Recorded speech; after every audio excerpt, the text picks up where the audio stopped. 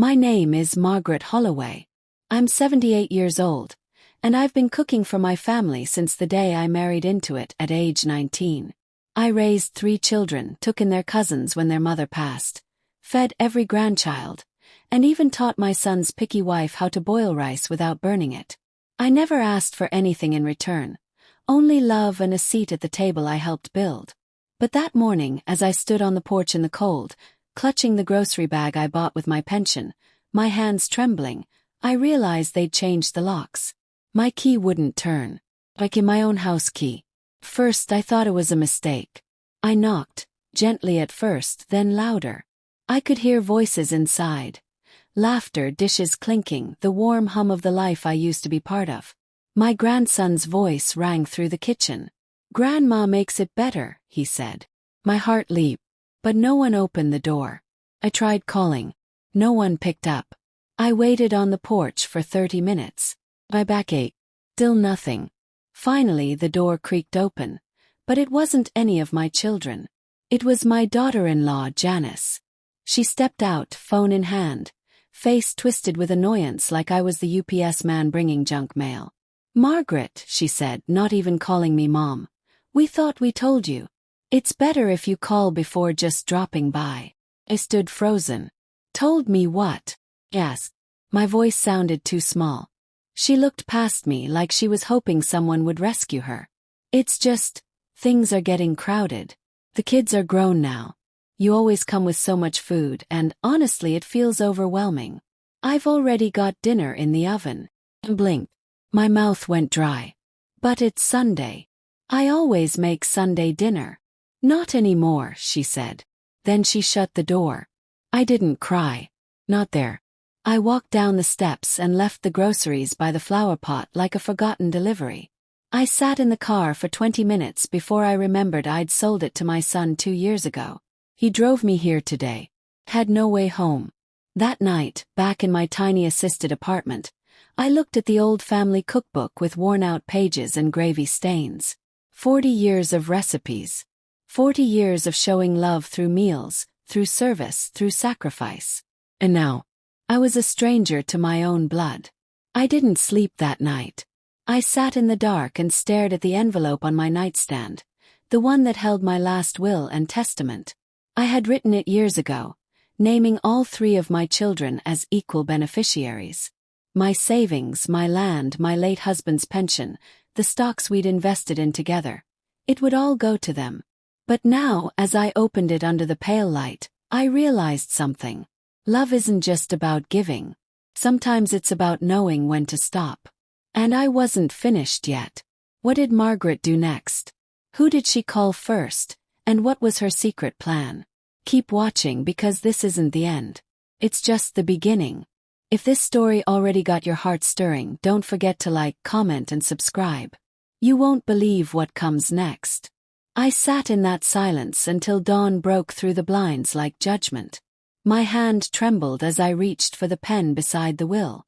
I didn't change it yet. I just stared at the lines where my children's names were neatly written. Claire. Niece. I whispered each name like a prayer and waited to feel the warmth that used to come with it. Nothing. I thought about how much I had given. I gave them everything. Not just food, but my time, my breath, my soul. When their father, Richard, passed 15 years ago, I buried my grief in casseroles and Christmas turkey. When Claire lost her job and moved back in with her 3 kids, I shared my bed. When Denise went through that messy divorce, I took care of her children while she found herself in Bali. And John the eldest, the one who promised, "You'll never be alone, Mom." Yet here I was, alone. I needed answers, not pity. So I called my oldest friend, Esther. We'd been girls since we were 12, before husbands, before arthritis, before people started calling us dear like we were ancient artifacts. Esther picked up on the second ring. "Maggie, you okay, baby?" I couldn't speak. I just let out a breath and she understood. "Oh, sugar," she whispered. "What did they do now?" I told her everything. Changed locks. Janice's cold stare. The ignored calls. The door shutting in my face. Esther didn't interrupt. She knew sometimes, Just listening is enough medicine. You come stay with me, she said firmly when I was done. You shouldn't be somewhere they don't want you. You deserve a place you're cherished. I sniffled. It's not about a place, Esther. It's about what I built. And how they forgot. She hesitated. Then make them remember. Her words hit me harder than any slap could. Make them remember. That afternoon I visited my lawyer. I'd known Harold Marks since he had hair and I had ankles that didn't swell. He looked shocked to see me walk into his office alone, but he stood and shook my hand anyway. I want to change my will, I said. He Saturday, okay. What would you like to change? All of it. He blinked. All. I leaned forward. They don't get the house. Or the stocks. Or the savings. Not anymore. He hesitated. Maggie. Are you sure this isn't a temporary feeling? Family hurts, but I cooked for them for 40 years, I said. 40 years of free meals, unpaid babysitting, and love that went one way. And they threw me out like a crusty pie pan. I'm not angry, Harold. I'm awake. I left that office with a new document in my purse. One that didn't have their names on it. I didn't go home. I went to a place I hadn't visited in decades. An old soup kitchen I used to volunteer at with Richard before we got too busy raising kids. The building had changed, but the heart of it hadn't. Hungry faces, quiet gratitude, real smiles. I donated my recipes that day. Told the young cook how to make my lemon chicken so tender it fell apart just looking at a fork. I felt more appreciated in that greasy, love-filled kitchen than I had in my own family home for years. But I wasn't done. Because before I changed my will completely, I had to see something for myself. The next Sunday I showed up again at the house. Not with food. Just myself. No one expected me. But this time I didn't knock.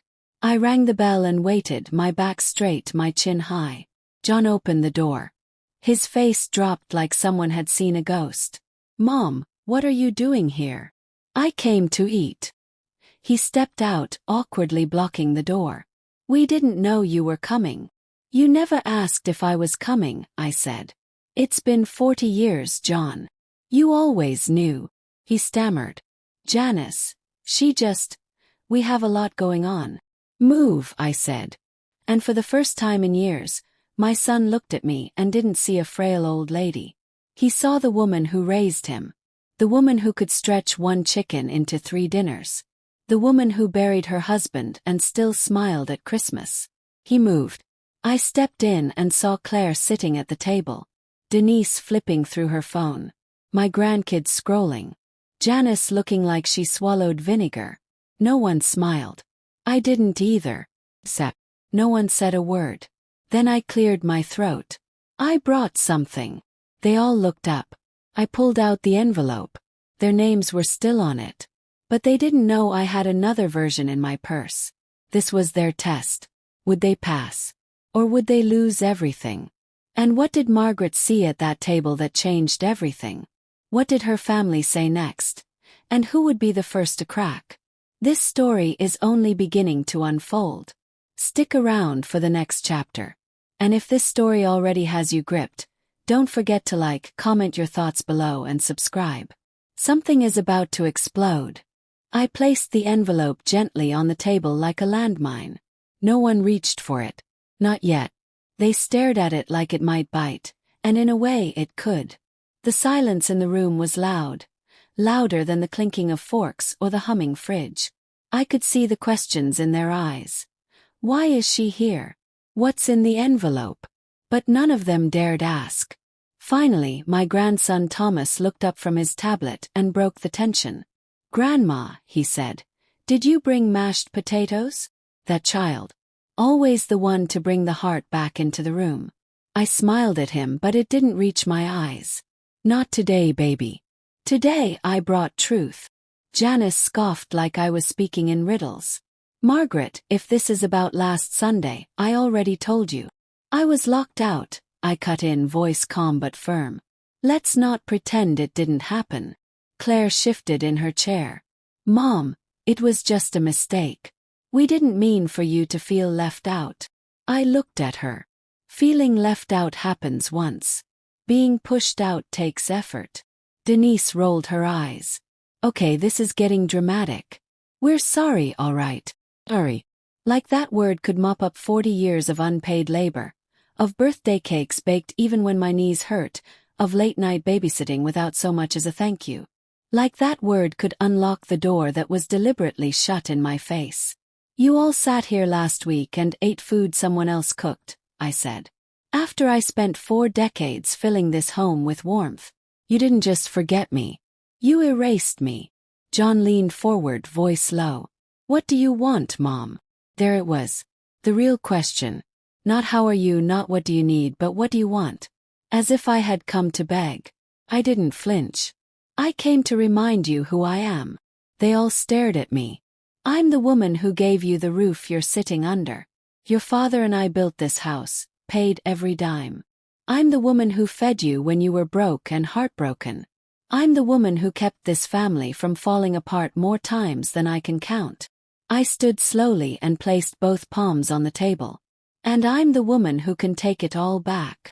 I turned and walked out, leaving the envelope unopened on the table. In the car that night, I felt more alive than I had in years. It wasn't revenge I felt, it was clarity. I wasn't here to hurt them. I was here to wake them up. But something deep in my chest told me. They still didn't get it. The next day, Esther made me peppermint tea and listened as I recounted every detail. What did you put in the envelope? She asked. An old version of the will.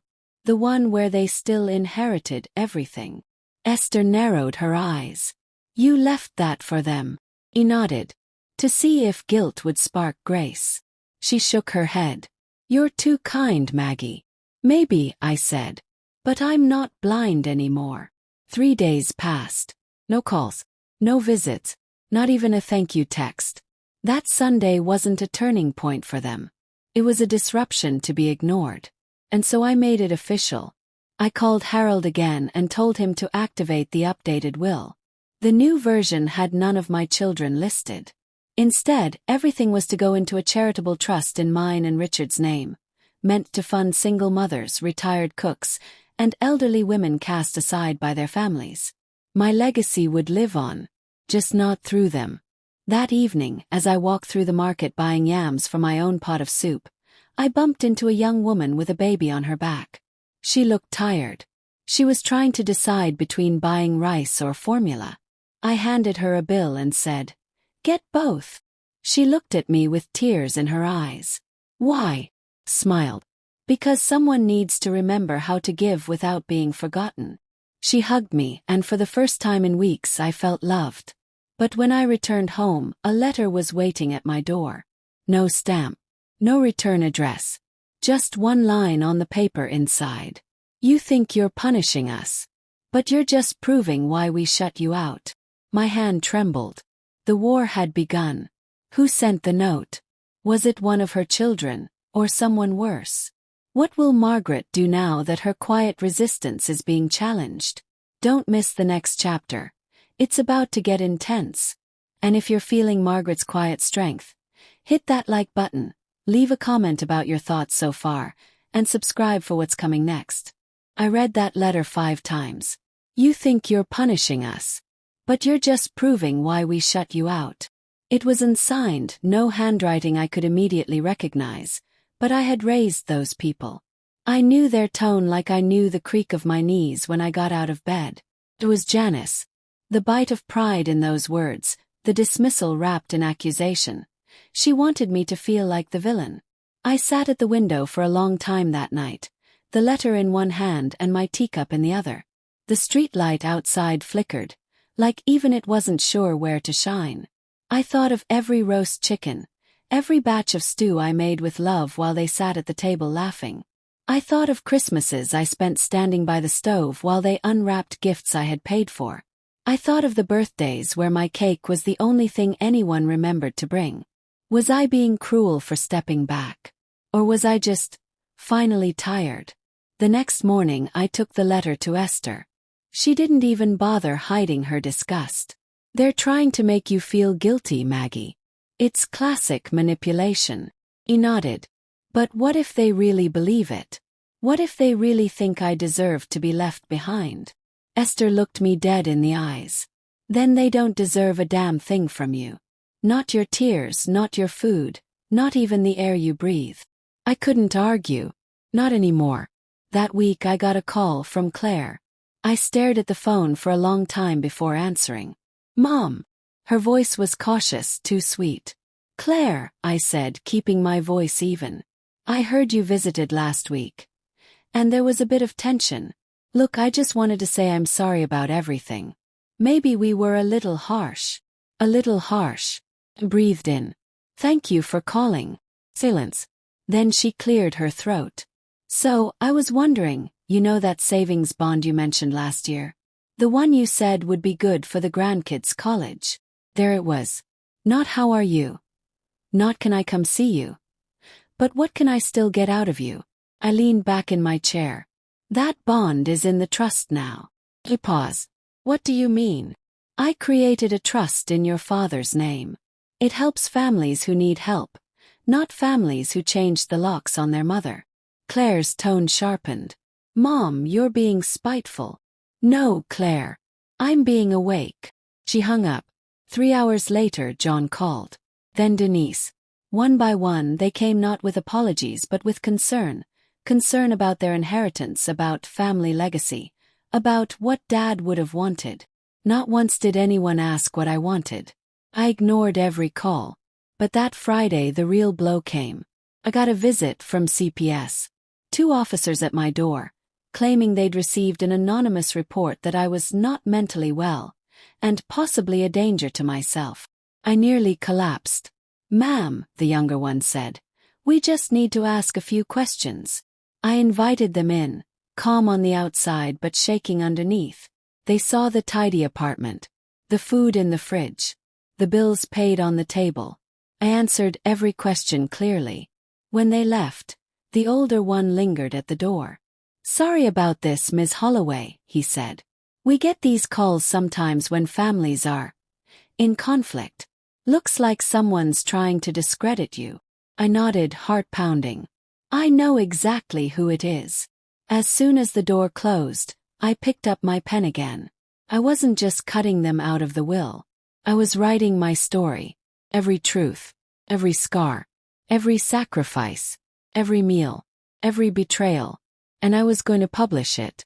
Not to shame them, but to remind every grandmother, every mother, every woman who'd ever been forgotten, that we're not just the kitchen help or the babysitter or the soft place to land when life gets hard. We are the foundation. And I would not go quietly. But as I typed, the phone rang again. This time it wasn't my children. It was Janice. I answered, cold in my chest. Margaret, she said, voice low. You've made your point. But if you don't fix this, you'll regret it. We all will. My fingers froze over the keyboard. Fix what? What were they planning? What did Janice mean by, you'll regret it?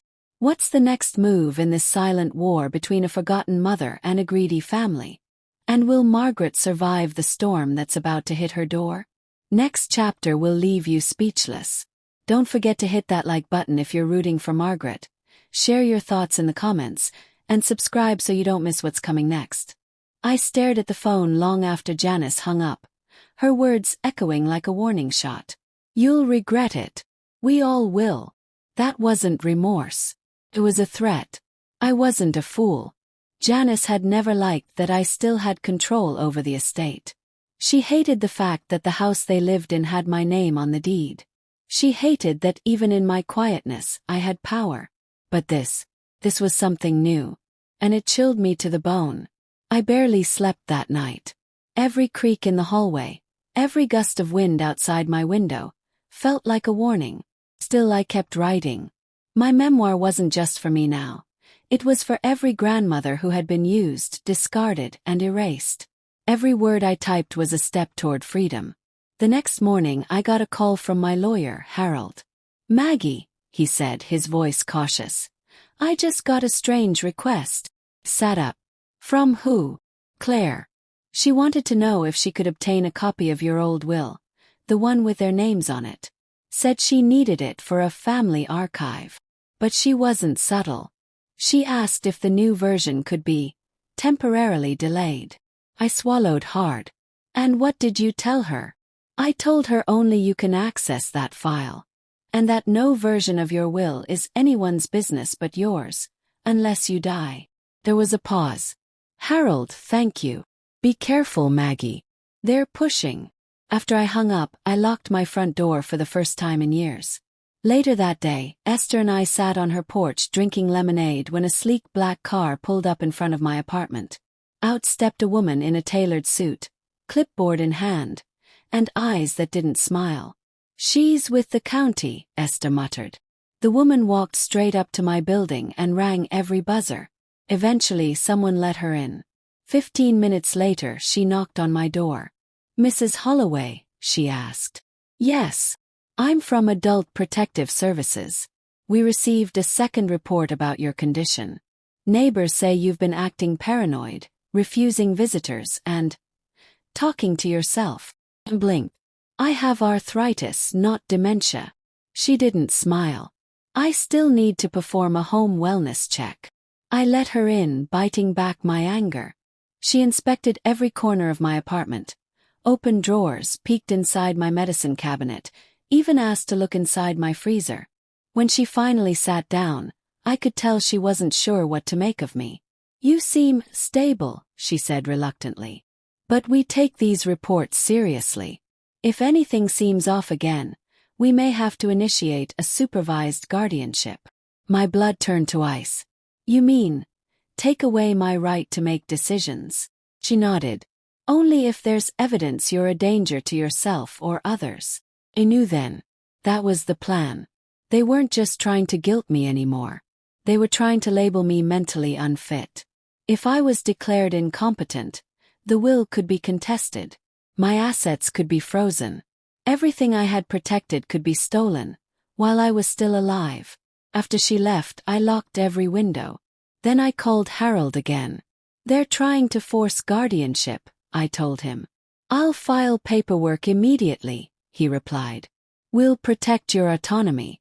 You're still sharp as a whip, Maggie. But it wasn't enough just to defend. I needed to strike. That night I called the church pastor. I asked if I could give a short testimony on Sunday. Nothing fancy, just 5 minutes. He agreed. That Sunday, I stood at the pulpit in front of over 200 members of the church I'd cooked for, prayed with, and served for decades. I told them the truth.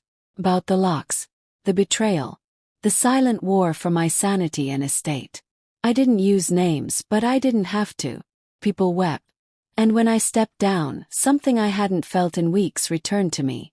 Dignity. But that same evening, John came pounding on my door.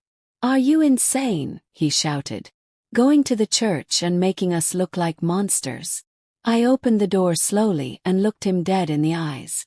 If the truth makes you look like a monster, then maybe you are one. He stormed in, pacing. You think this is a game, Mom? You're ruining everything. People at work are talking. Janice's parents heard about the sermon. Our kids are getting questions at school. Good, I said quietly. Let them ask. John stopped pacing. His hands clenched. Then, something shifted in his eyes. Just so you know, he said with a cruel smile, Dad wouldn't have wanted this. You're embarrassing his memory. That hit harder than a slap. Richard. My Richard. Would he be ashamed of me? I didn't let the tears fall until John left. But I knew what I had to do next. Called the news. Local news. Small paper. Big hearts. I told them I had a story. And they agreed to print it. But what happens when the story goes public? Will Margaret's children strike back harder? Or finally break down? And will Margaret survive the storm she's just unleashed? Next chapter is where the battle becomes public. If you believe in Margaret's fight, click the like button, share your thoughts in the comments, and subscribe for what comes next. You haven't seen anything yet. The day the story hit the front page of the local paper, I was making tea. Local grandma locked out after 40 years of cooking. Now she's taking back her legacy. My face was right there under the headline, smiling softly in the picture the reporter took in my modest kitchen. hands folded over the recipe book that built generations. The article didn't include names, just truths. Just facts. It didn't need to shame anyone. The story spoke for itself. The phone didn't stop ringing for hours. Friends from church, former neighbors, strangers. Even one of Richard's old co-workers called, his voice cracking as he said, "I always knew you were the backbone, Maggie. You were the quiet glue. I'm so sorry." But then came the silence. From my children. For 2 days, not a word. Until the third morning when I found something under my door. A single sheet of paper. Folded once. My hands trembled as I opened it. "You wanted attention. You got it. Now we want our silence. We'll see you in court." No signature. But it didn't need one. I knew who it was. They weren't backing down. They were going to sue me. Esther held the letter like it was toxic. "They're bluffing. What could they possibly sue you for?" I stared out the window. "They'll claim I'm defaming the family name. That I'm mentally unfit to manage the estate. That I'm emotionally unstable." Esther snorted. "They're emotionally bankrupt. That's what they are." But this wasn't about anger anymore. This was about war. I wasn't going to hide. I called Harold again. "Prepare everything. If they want a court battle, I'll give them one." He sighed heavily. "Are you sure, Maggie? It's going to get messy. I've lived through cancer. Through losing my husband. Through watching my children grow into people I barely recognize. I can handle messy." But that wasn't the part that scared me. What scared me was how easily love could turn into leverage. How decades of sacrifice could be rewritten by one family dinner I didn't attend. That night, I began typing again. My book wasn't just a memoir anymore. It was evidence. I included emails, voicemails, photos of birthday dinners I cooked alone while they posted selfies at restaurants. I dug up receipts, bank transfers. Even the land title showing the house was never transferred to their names. Name. My right. I wasn't doing this to hurt them. I was doing this to stop the bleeding. The paper ran a follow-up article the next week. This time the church pastor spoke out. "She's not just a grandmother," he said. "She's a pillar of this town. Quiet hero. And if this is how we treat the women who raised us, we've failed." Cried. Not because of pain, but because someone finally saw me. The church started a meal delivery service in my name. Margaret's Table. People donated. Volunteers lined up.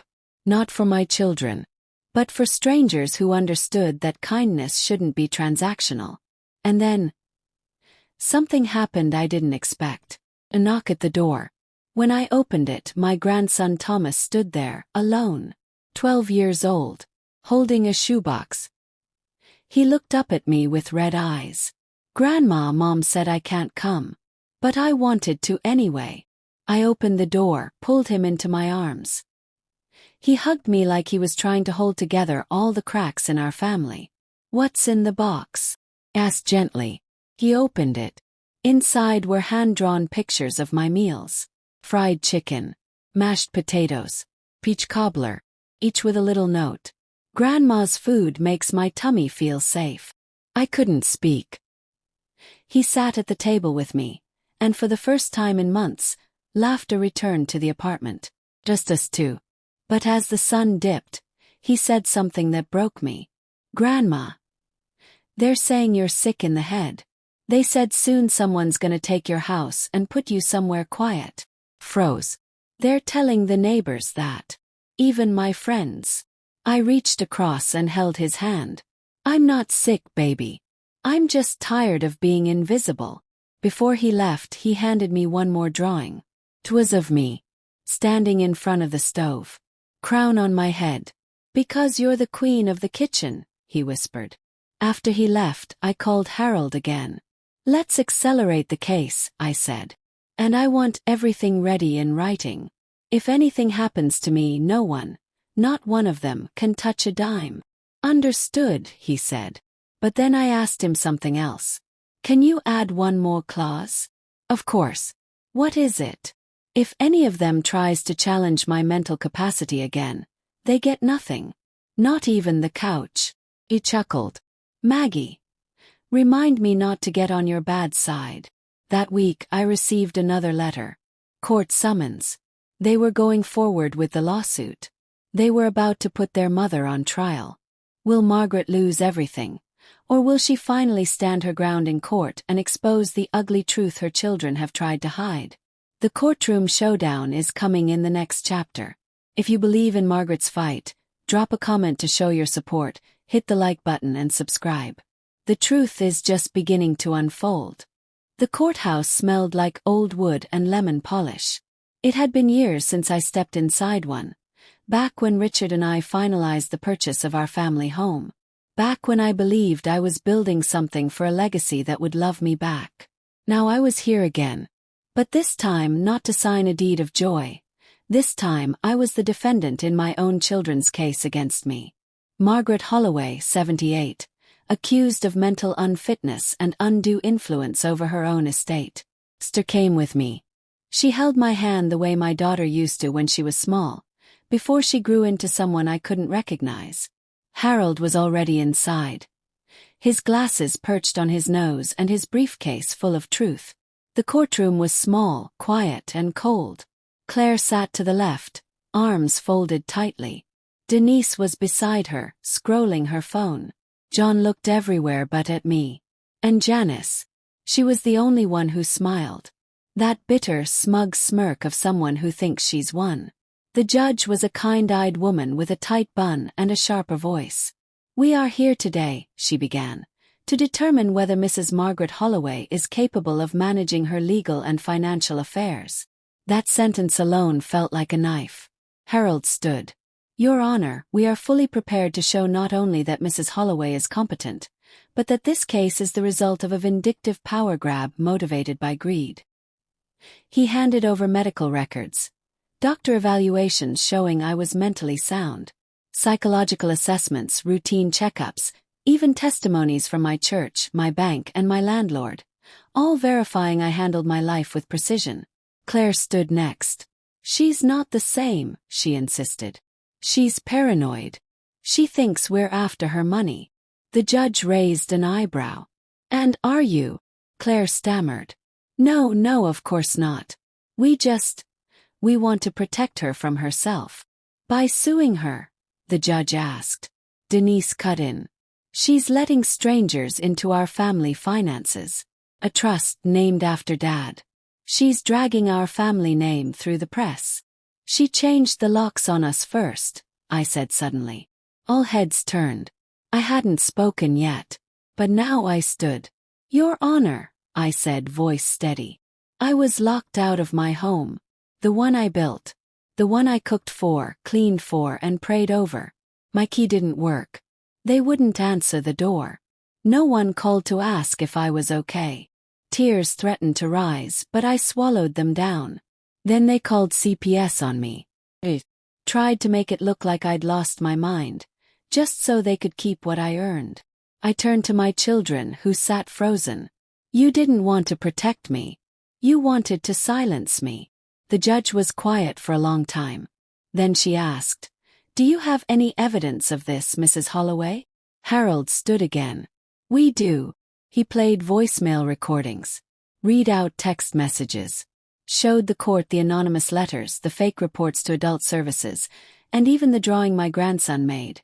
The only pure thing that reminded me I still mattered. When he finished, the room was silent. Then Janice stood. "None of that matters," she said, smug. "At the end of the day, she's punishing her family for not kissing her feet. He's just bitter. And old." Gasps filled the room. I met her eyes. "You're right," I said. "I am old. Old enough to have raised 3 kids while your husband sat at his desk eating meals I made. Old enough to have kept this family afloat through layoffs, divorces, and hospital visits. Old enough to know the difference between love and convenience." The judge sighed. "I've heard enough." She looked down at her papers. "Mrs. Holloway, I see no reason to declare you unfit. In fact, I believe this case borders on harassment.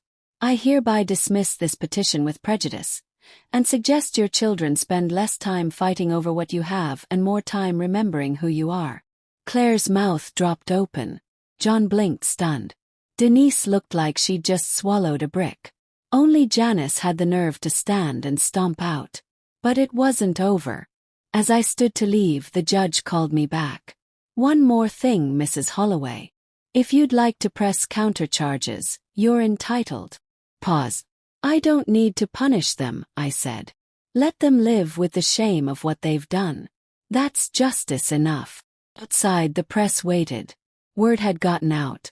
I gave one statement. I didn't fight for money. I fought for dignity. And then I left. That night, Thomas called again. "Grandma, my teacher showed us your article in class," he whispered. "She said you're brave." Smiled. "I'm just tired of being quiet, sweetheart." But as I hung up, a letter arrived at my door. No stamp. No signature. Just one line again. "This isn't over." Who left the letter this time? And what will they do next? Margaret may have won in court, but has she truly ended the war? Or only started a new one? Next chapter will shock you. If you believe in Margaret's quiet power, hit the like button, share your thoughts, and subscribe. The storm may be over, but the aftershocks are coming. I sat on the edge of my bed, holding the unsigned letter in my hand. This isn't over. No return address. No handwriting I could easily place. But I didn't need a signature. I could feel it. Whoever had written this still wanted to break me. Still wanted control. Still believed that an old woman standing alone was an easy thing to crush. But I wasn't standing alone anymore. The newspaper article had caught fire on social media. People from all over the country, grandmothers, daughters, nurses, retirees, had begun reaching out. Some wrote letters. Some sent photos. Some just said, "Thank you for speaking up." One letter stuck with me. "You gave me the courage to stop begging my son to love me. I thought it was just me. It's not. You helped me stand again." That letter saved me. But this new one on my nightstand threatened to undo it all. I gave it to Harold the next morning. He took it seriously this time. He said he'd run handwriting comparisons with court documents. The judge's dismissal had protected my legal rights. But now, someone wanted to wear me down emotionally. That wasn't justice. That was warfare. Esther came over that night with a basket of cornbread and a loaded question. "Are you going to forgive them?" I looked at her, surprised. "You think I should?" I didn't say that. I just know holding hate can turn a good woman bitter. Exhaled. "It's not hate I feel, Esther. It's sadness. The kind that lives in your bones."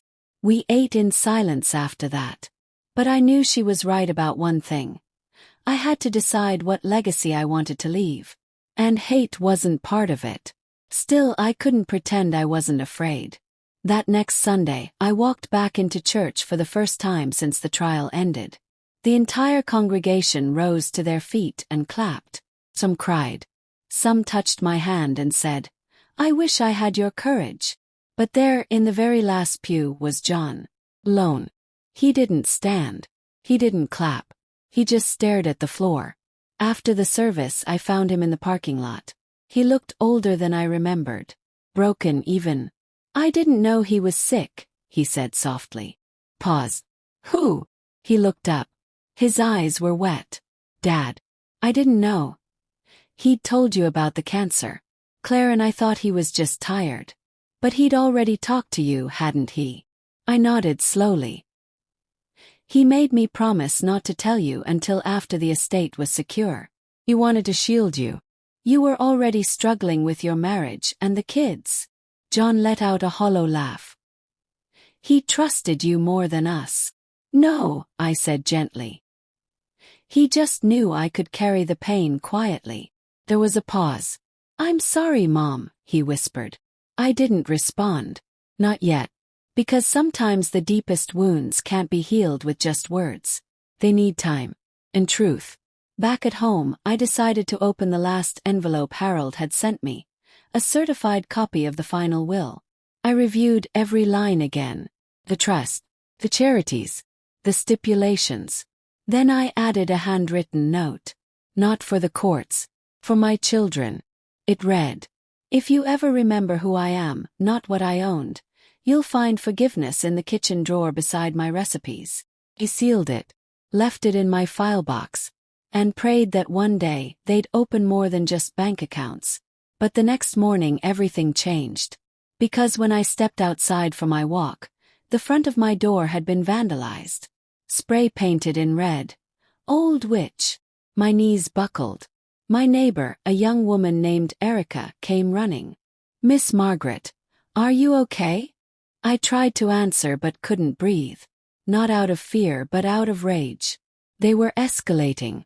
Harold contacted the police. Photos were taken. Reports filed. But no witnesses. No cameras caught it. That same day, the newspaper called again. "Do you want to make another statement, Mrs. Holloway?" Pause. Then I said, "No. I want to make a video." They came to my apartment that evening. I sat at my table, the same one I'd fed generations of people from, and looked directly into the camera. "My name is Margaret Holloway. I am 78 years old. I raised 3 children. I made thousands of meals. I gave everything I had. And now, after standing up for myself, someone has decided that I deserve to be shamed." I held up a photo of my vandalized door. "This is what they did. But this is who I am." Then I held up the recipe book. My husband's photo. My grandson's drawing. I am not a threat. I am not a witch. I am a mother. A grandmother. A woman who refused to disappear. The video went viral. Within days, donations poured into Margaret's table. Churches, retirement homes, women's groups. Even strangers began sending meals to elderly neighbors in my name. And then, a knock on my door. When I opened it, Claire stood there. No makeup, no earrings, no ego. Just her, holding the same shoebox Thomas once brought. Inside it, my wedding ring. I'd thought it was lost years ago. She said nothing, just placed it in my palm and whispered, "We forgot who you were." I didn't hug her. Not yet. But I didn't shut the door either. But who vandalized the door? Was it truly one of her children, or someone else still hiding in the shadows? And will forgiveness be enough to end the legacy of betrayal once and for all? The next chapter is where the mask finally comes off. If this story touched your heart, drop your thoughts in the comments, like the video and subscribe. The final battle and the final truth is near. I didn't sleep that night. The wedding ring sat on my nightstand, gleaming in the soft lamplight like it had been waiting for me all these years. I turned it over in my hand again and again, remembering the man who placed it on my finger. Richard's quiet voice saying, "You deserve to be chosen every day." But that was decades ago. Now I was choosing myself. And still, I couldn't shake the question that haunted me like a shadow. Who wrote that letter? Who painted my door? The next morning Harold called. "Maggie, we got the results. The handwriting on the 2 anonymous letters doesn't match any of your children's." I gripped the phone tighter. "Then who was it?" "There's something else. The landlord said a man in a hoodie was seen around your building the night before the vandalism. Young. He didn't recognize him, but he wasn't from the building." I blinked. My children wouldn't send someone. They were too proud for that. Unless it wasn't my children at all. I sat in the kitchen, staring at the shoebox Claire had returned. The ring inside. My past. My pain. My dignity. All packed into cardboard. Then it hit me. A shoebox. It was the same kind Thomas used when he came weeks ago. The same one he'd filled with drawings and notes. But there was something off about this one. It was heavier. I opened the box again and looked underneath the cotton lining. There was another note. Folded. Torn at the edge. Written in a different hand than Claire's. "Don't forgive them. They'll just do it again." Suddenly my blood ran cold. Thomas hadn't just visited me that night. He had written this. That soft-faced boy. That child who hugged me tighter than his parents ever did. The one who sat at my table drawing food and memories and saying he missed me. He was the one who had watched his parents lock me out. He had seen everything. And he was angry. Too angry. Called Claire immediately. I need to speak with Thomas. Alone. She hesitated. He's been quiet lately. Withdrawn. I think the trial really affected him. When can I see him? She exhaled. He's with John right now, but I'll bring him tomorrow. The next day, Thomas stepped into my apartment. His eyes darted around nervously. He clutched a book to his chest like a shield. Made tea. Poured juice. Set out cookies. He didn't touch anything. Instead he asked, "Grandma, are you mad at me?" I reached for his hand. Why would I be? He didn't answer. So I pulled out the note. He looked at it. Then away. Tears welled in his eyes. "I just wanted to protect you," he said softly. "They were all yelling. Dad said you were trying to ruin our lives. Mom said you were bitter. But I remembered the night they locked the door and told me to stay upstairs.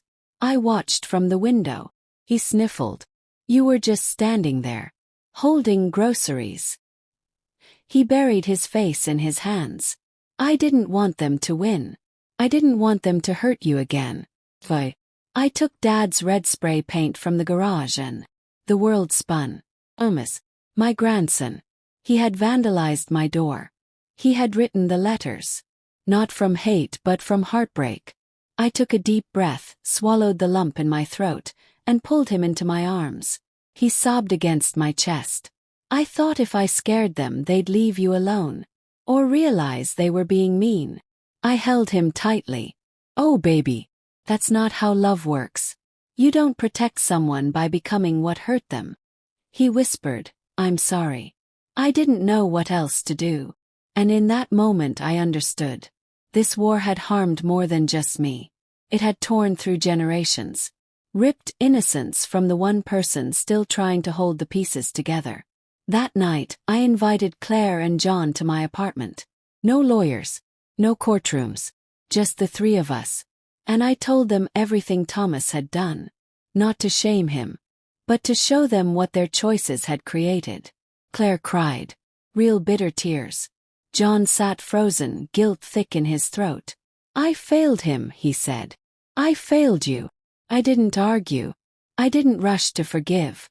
I simply said, "Now that we all know the truth, what will we do with it?" There was no answer yet. 'Cause change takes time. But I left them with one sentence. Don't come back until you know how to come correct. As they left, I looked out the window. The spray paint was gone from my door now. The letters destroyed. The courtroom closed. But the healing, that would take longer. I sat down at my kitchen table, opened the recipe book again, and began writing something new. Not a recipe. Not a will. Letter. Thomas. Telling him about the summer I met Richard. How I used to cry into flour before Sunday dinner. How you can be strong without hurting people. How silence doesn't always mean weakness. How sometimes we have to forgive even when we don't forget. But as I sealed that letter, another knock came at my door. It was Janice. Alone. But why is Janice here, without the others? What does she want now that the truth is out and the family is fractured? Is it redemption, or a final twist? The story ends in the next chapter. If you've come this far, don't stop now. Like this video, comment below if Margaret's journey moved you and subscribe. The final curtain is about to fall. Janice stood on my doorstep, holding something behind her back. She didn't speak at first. Just stood there, eyes darting to the chipped doorframe and back to me. The last time we'd seen each other, she was trying to convince a judge I was senile. Now she looked hollow, smaller somehow. Like pride had finally fallen from her shoulders. "Can I come in?" she asked quietly. Pause. Every instinct in me screamed no. But something in her voice stopped me. "Open the door." She stepped in slowly and looked around. The same kitchen she once mocked now seemed to weigh heavy on her. She pulled the item from behind her back. A casserole dish. Peach cobbler. Badly made. But the effort was there. She set it down, still avoiding my eyes. I followed the recipe from your book. Page 63. My heart caught. I hadn't even known she read it. I didn't come to fix everything, she said, voice trembling. I came because I think I finally understand. I folded my arms, watching her. You loved us, she whispered. And we made you feel like staff. That hit like a stone to the chest. She swallowed. After you left, after the trial, the house got quiet. The kind of quiet that makes you hear your own cruelty. Claire and John, they're still processing. But I needed to say this to your face. You were never the problem. We were. Still I said nothing. Janice stepped forward. You have every right to hate me. But I don't want Thomas growing up thinking love means silence or servitude. I want to be better. I don't know how yet, but I want to try. Her voice broke. Please. I didn't answer right away. I sat down instead, slow and deliberate. I motioned to the chair across from me. She took it, hands shaking. I'm not going to pretend this didn't hurt, I said. You tried to erase me. And when I stood up, you tried to frame it as me attacking the family. That wound is deep. She nodded, tears rolling down her cheeks. But you're here, I said. And I believe in what shows up, more than what promises to. She let out a shaky breath. Does that mean? It means you have a lot to rebuild. But the door is open. We sat in silence for a long while. Then we shared the cobbler. Burnt on top, undercooked in the middle. But sweeter than anything we'd ever shared before. Over the next few weeks, things slowly began to shift. Claire invited me over for tea. No grand gestures, just soft beginnings. John brought me a photo album I hadn't seen in years and asked me to tell him the stories behind each picture. Thomas came every Sunday now, asking for lessons in the kitchen. And Janice. She showed up every Wednesday with a new recipe attempt. Some failed, some didn't.